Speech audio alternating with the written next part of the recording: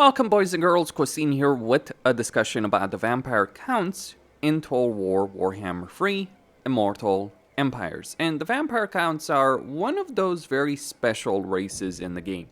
Because you see, the vampire counts have only ever gotten one paid DLC, and that was the one that added Helm and Gorst into the game.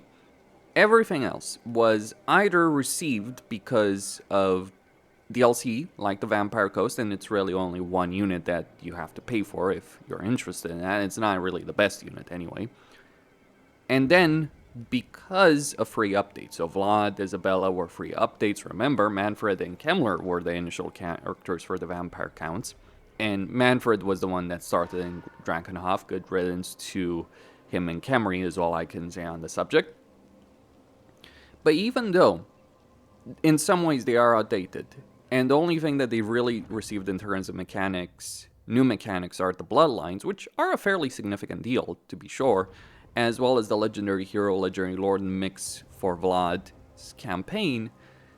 Even though that's the case, and the research tree is pretty bland, all things considered, it gets the job done, though. That's the thing. That's the one thing to be said about the vampire counts. The overwhelming sentiment of vampire counts. They're old. In some ways, they're outdated.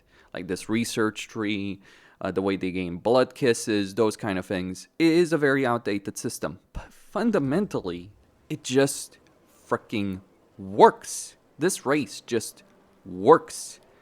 In a way, most other races in the game don't. Even races that have received far more content, far more substantial updates, don't work anywhere near as good as the vampire counts do. Now, one of the reasons the counts have maintained their relevancy, and yes, don't auto-resolve to lose your Vargas, by the way, if you're playing Vlad's campaign, it's a bad idea.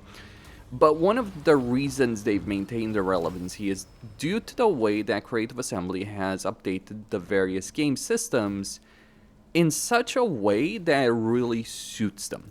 So specifically what I'm talking about over here is the way corruption works.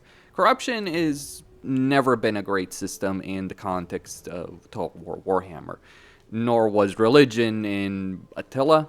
Yeah, we're still, like, I've said this before and I'll say it again, we might be a lot of years down the line, but we're still playing based on a framework made for one of the worst Total War games ever made, and that's Rome 2, and then there's Attila. Oh, but I like Rome 2 and Attila. Yeah, you might, and you probably like it because the sheer amount of effort modders have put into it, but no, those games are not great inherently. I mean, Attila in particular is pretty damn awful.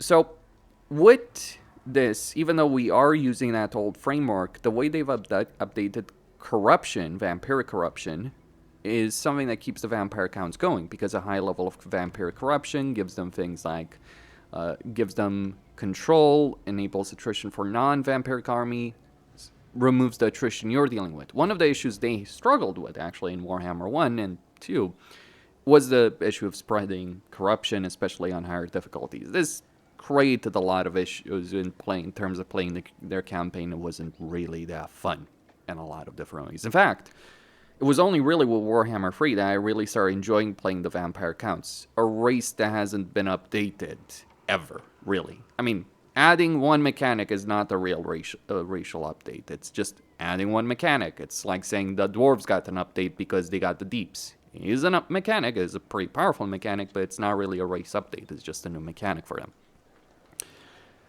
But those kind of details aside, so because of vampire corruption, you do end up with quite a bit more power. But on top of that, one of the crucial things that the vampire counts do have is scalability. See, with a lot of different races in the game, I feel like Creative Assembly is attached to the idea, oh, this race should play in this style, this should play at this particular speed, and all that kind of stuff. And you do see it, you do feel it. Well, here's my response to that. It doesn't matter what you design a race around, the game pace is the game pace. And what happens in certain cases, some races are, can be slower than others, but just means that they're worse off than other races.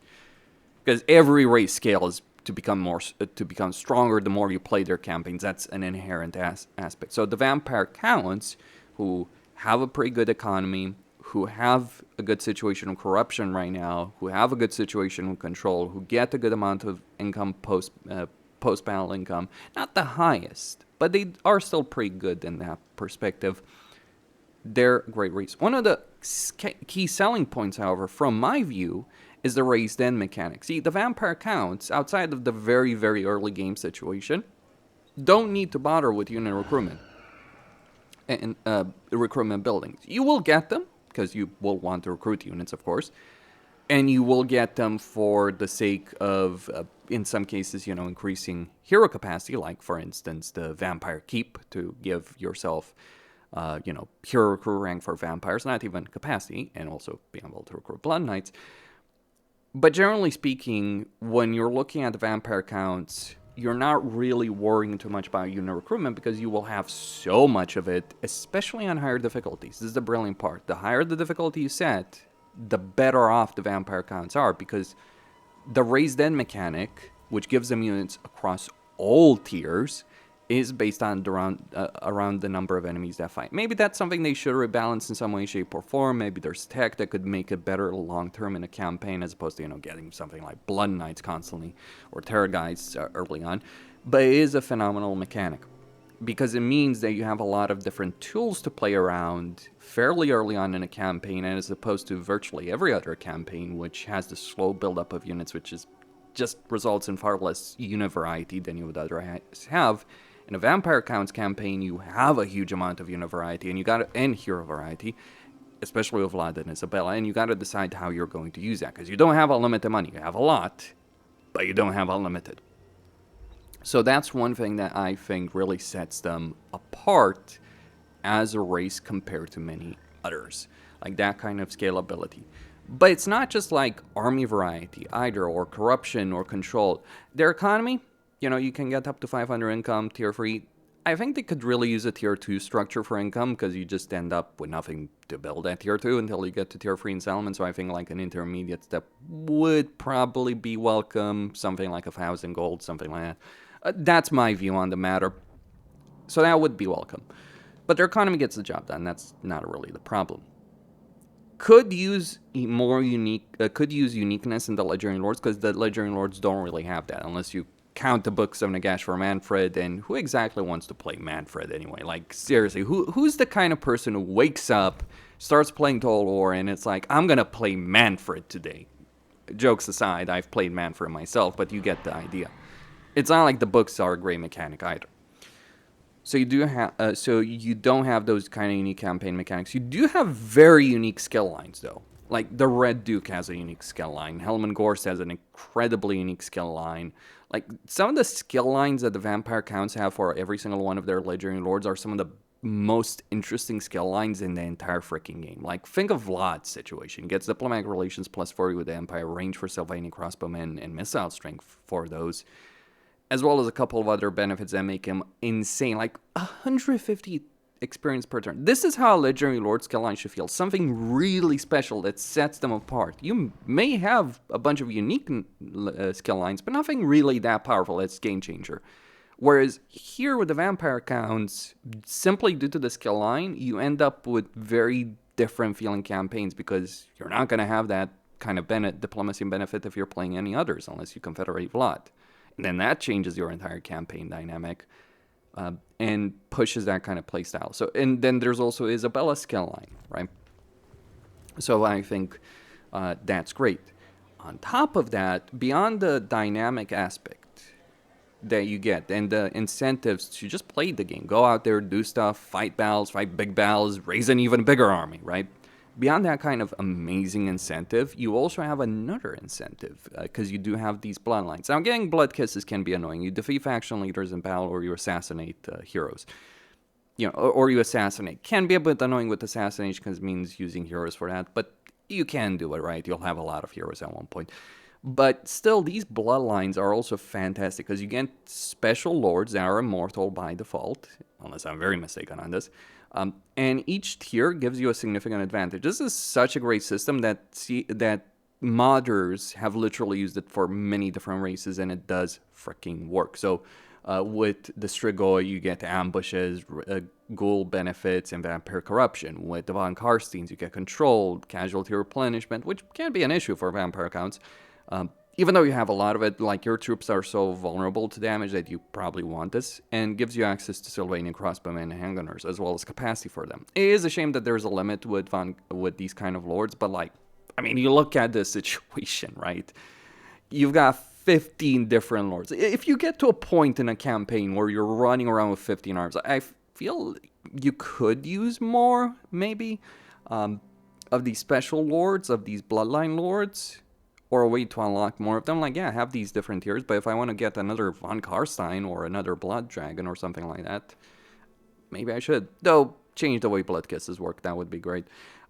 Then you have Blood Dragons. Like, these guys are insane. Like, Vlad gives a lot of experience, so do Blood Dragons. So raise that pull capacity for Blood Knight units, weapon strength for cavalry units. And these guys are really good army leaders because they also give you an upkeep benefit for Graveguard and Blood Knights. Crazy good. Orlamians, diplomatic relations on top of Vlad's benefit, character experience, campaign line of sight, or Necharchs, who give you research, right? It doesn't really matter, but upkeep and Winds of Magic, it isn't something to scoff at, right? Like getting a upkeep benefit, Winds of Magic benefit, it's all pretty good. And you do have a wide variety of approaches. Like, do you focus on diplomacy? Do you focus on military might? Do you focus on magical might? There are all kinds of approaches there. I'd say the Strigoi are kind of the most useless ones from a lot of different perspectives. Maybe we need the Strigoi Legendary Lord for the vampire counts. That's a different discussion. So on top of their heroes, and they can get a lot of them, right? Because good economy, even if you look at their heroes requiring tier 4 in order to increase capacity, well, you'll have more necromancers and you'll know what the heck to do with, but everything else does require tier 4. Normally, I'd say this is a problem, but vampire counts have a pretty good relationship with growing their settlements at a reasonable rate. With regards to, because like the growth building is just there and you won't necessarily need a lot of military buildings, so you can get a lot of growth very damn quickly. It can be a bit slower, but it certainly doesn't feel like high elf slow, especially because you do have two heroes, one at tier 2, one at tier 3, and another one that you just start massing necromancers very damn quickly, so yeah, ridiculousness abounds. At least you have one hero that can mask. Maybe some changes over there with tier requirements, but, you know, you play Vlad, you get a lot of vampires, you can't play Kemmler, you get a lot of white, so it does work. Believe it or not, it actually does not feel as bad. You could play, it does feel worse for Manfred and Gorse, but yeah, who cares about Manfred, and kind of about Gorse. But there's another aspect, the final aspect to be said about the vampire counts, diplomacy. See, the vampire counts, they're not liked by many races, but they're not so universally hated. They're kind of like similar in that respect to, if you will, the Dark Elves. And I think they're a bit better, especially with human races, because you can get that relationship going. So what this really means, if you're playing a vampire counts campaign, I think Nurgle hates them actually, which is one of the issues for Kugaf, right? Because Nurgle and vampire counts despise each other. But because of this diplomacy situation, you have a huge amount of flexibility in terms of allying factions. And unlike, say for instance, the Dark Elves, you can also vassalize factions. You want to play Vlad as the Emperor of the Empire? You can do so. It is a bit of a shame that your victory condition requires you to take Altdorf. Well, you can give it to a vassal or military ally, but your long campaign victory conditions does require you to wipe out Karl Franz. Which, yeah, I think that could be better. Because I think that kind of campaign dynamic would be great. So you have a huge diplomacy benefit with humans. You can make alliances with them. You can make vassals with them. And that makes for a really fun and entertaining campaign. I think diplomacy is a great tool. And I do think that vassalization through diplomacy, even if it is abusing region trading. But you gotta understand, you can't just trade a settlement to a faction and make them vassal, right? They have to not despise you. Like, this is one of the limitations in a Khorne campaign. Yes, hilarity ensues. Khorne is actually a master diplomat. But in a Khorne campaign, you can use that, but a lot of factions really do hate you. Whereas in a Vampire Counts campaign, unless you're really interested in vassalizing Nurgle, you're going to be in a pretty good situation in terms of vassalization agreements. So ultimately, you have a race with very unique legendary lords, or at least 2 very unique or 3 very unique legendary lords. really good skill lines, a really great system with the bloodlines, a really good situation with unit variety, a pretty solid economy, and a huge variety in the way that they approach campaigns in terms of diplomacy. That is the recipe for a great campaign experience. And while I admit that I don't necessarily care much about the Vampire Count's roster in itself, like, I do feel like, it's an old roster. Unit cards are very dated. Could use the new unit cards, updated ones. Like, yeah, you look at the new Graveguard versus the old Graveguard, there is a freaking difference. So they could use more units. They certainly could use a DLC, but surprisingly, I'm going to say it, I think this is the best race in a lot of ways that Creative Assembly ever designed. Not because it's the strongest or has the best campaign dynamics, but because it's a race that, yeah, they threw some updates here and there, but you look at other races they designed in the game. Warhammer 1 races, Warhammer 2 races, how many of those need significant reworks to work well? And even some after reworks haven't necessarily worked as well as the Vampire Counts work. And it just goes to show that even though it may not have worked as well in Warhammer 1 and 2, they have handled... the years have been kind to Vlad and Isabella. Costine signing out. Stay tuned for more. And don't forget to subscribe and hit that like button. Would be much appreciated. And look, if you do appreciate my content, consider donating my PayPal or Patreon. Links in the description. Could really use some help right now. Things are pretty bad. I'll just leave it there. Maybe make a vlog on that subject. See you next time.